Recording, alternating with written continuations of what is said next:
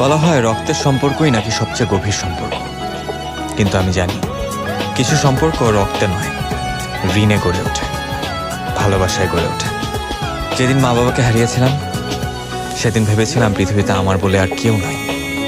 ঠিক সেদিনই একজন মানুষ আমার হাত ধরে বলেছিল, তুই আমার ছেলে। সে মানুষটা প্রিন্সের বাবা, আমার বাবা। নিজের সন্তানের সঙ্গে কোনোদিন আলাদা করে দেখেননি আমাকে।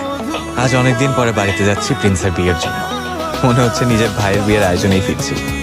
এই গ্রামটা শুধু আমার গ্রাম নয়, এখানে আমার শৈশব পড়ে আছে, আমার হাসি পড়ে আছে।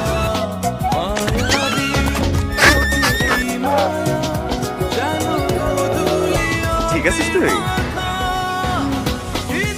হৃদয় বাবা, একটু চিকুন চিকুন করে নারকেলটা কোড়াই দেন না।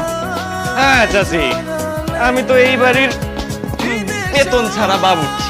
কোনো হেল্প লাগবে মা? আরে না না, তুই দূরে থাক, যা যা। 2 দিন পর তোর বিয়ে। আগে মানুষ নাকি শোপিস?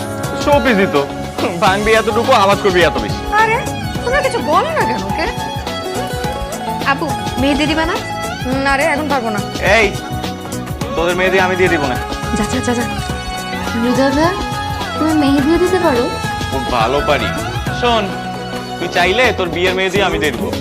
তোর হাতে মেহেদি পরবো আর আমার বিয়ের মেহেদিটা নষ্ট করবো? Thank you. আমি যা করি পারফেক্টলি। ও তিতলি শোন, তোর বিয়ের মেয়েদের দায়িত্ব কিন্তু এবার পুরোটা আমার।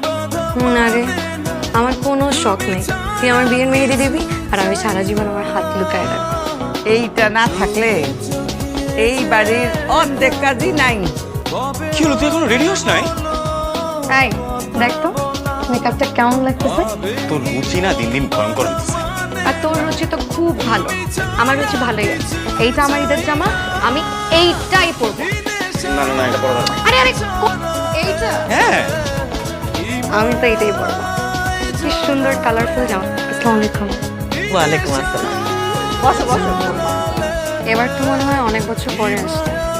হ্যাঁ, মাঝে তো অনেকদিন দেশের বাইরে ছিলাম। এই মারলা কেন? মাথা নষ্ট? এখানে দাঁড়ায় দাঁড়ায় ওদের গোপন কথা কেন শুনতেছিস তুই? কলেজে থাকতে হৃদয়ের আমি ডাবল চ্যাম্পিয়ন ছিলাম। ছিলাম ফার্স্ট টাইম। 3 নাম্বার দেন।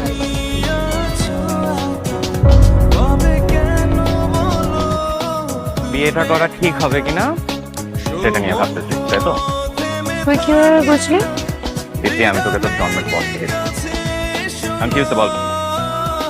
তিথি আমাকে প্রিন্সের ইনস্টাগ্রাম দেখাচ্ছিল, বুঝছিস? একটা ছবি দেখছি, অনেক ক্লোজ। কিন্তু একটা কথা বলি, তুমি কি আমাকে ট্রাস্ট করো? কি রে, কিছু বলবি? আমি বিয়েতে রাজি। কি মন খারাপ জানোস? তিতলির পাশে প্রিন্সেস একদিন তোরেই বেশি মানে। হ্যাঁ দাদি, কি বলো? সেটা তো আমার ওরকম কিছু নাই। ওরকম কিছু নাই? আশা করতেছস? আরে আমার নানি জান কইতেন, যেই প্রীতি মুখে ধরে না, চোখে আইসা মিশে, সেই প্রীতি মানুষের বেশি কান্দায় শেষে। আপনার কোনো গার্লফ্রেন্ড আছে? আছে তো, কেন? কি হয়েছে তোর? হৃদয় ভাইয়ের গার্লফ্রেন্ড আছে। হৃদয় ভাইয়া তোকে অনেক ভালোবাসে, তোকে অনেক স্নেহ করে, কিন্তু এই ভালোবাসা আর তুই যেটা ভাবতেছিস দুটা এক না। এখন সবাই তো তোর মতন এত হিসাব করে ফিলিংস হ্যান্ডেল করে। আমি হিসাব করি না দিদি, আমি বাস্তবতা বুঝি। তুই বুঝিস সবকিছু, মানে মানুষের ফিলিংস, মানুষের কষ্ট। তার চোখে কষ্ট আমি দেখতে পারতাম না। আজকে যা হয়েছে এখনই ভাষা বলিস না। আমি এতদিন জানতাম তুই ভালোবাসতে জানিস না, কিন্তু আজকে বুঝলাম তুই আসলে ভালোবাসতে জানিস। আমি তোমাকে কিছু কথা বলবো, তুমি জাস্ট ঠান্ডা মাথায় শুনবা। হৃদয় আর তিতলি ওরা একজন একজনকে পছন্দ করে, কিন্তু এটা বলতে পারতেছে না। তাই ওরা দুজন মিলে প্ল্যান করছে যে ওরা আমাকে ফাঁসাবে। ওরা বলতেছে আমি নাকি মেয়ে নিয়ে ফান করি, আমি নাকি পার্টি করি। বাবা আমি এটা করতে পারি বাবা?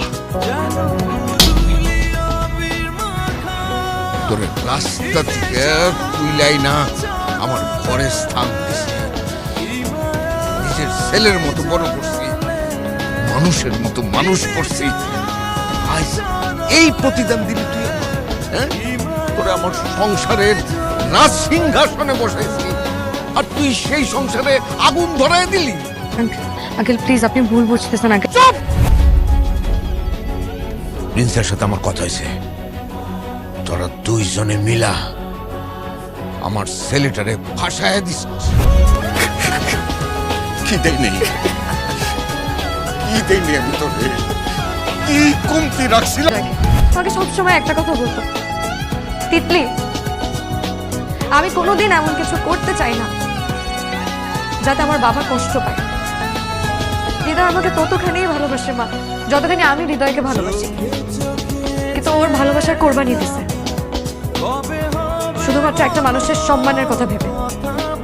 বুঝলাম না, এখানে তো সিনেমা করার কি আছে? এটা ওর না, একটা অনাথের জন্য তো কান্নাকাটি করার তো কিছু নাই।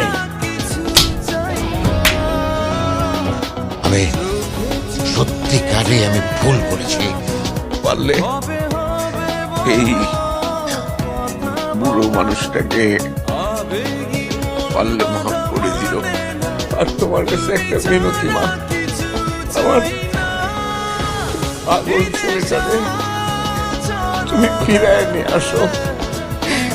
তুমি গিয়ে শুধু তাকে বলবে যে তুমি বাড়িতে ফিরে না আসা পর্যন্ত তোমার বাবা এক ফোঁটা পানি পর্যন্ত খাবে না। এখানে চাচা মানে তোর বাবা খাওয়া দাওয়া বন্ধ করে দিছে, বলছে তুই বাড়ি ফেরা না পর্যন্ত কিছু খাবে না। ফিরে গিয়ে কি হবে তুই আমাকে বল? তুই যদি বাড়ি ফিরে না যাস, চাচা কিছু একটা করে বসবে। তুই একটা বড় আমার কথা ভাবলি না? স্বার্থপরের মতো সব ছেড়ে চলে আসলি।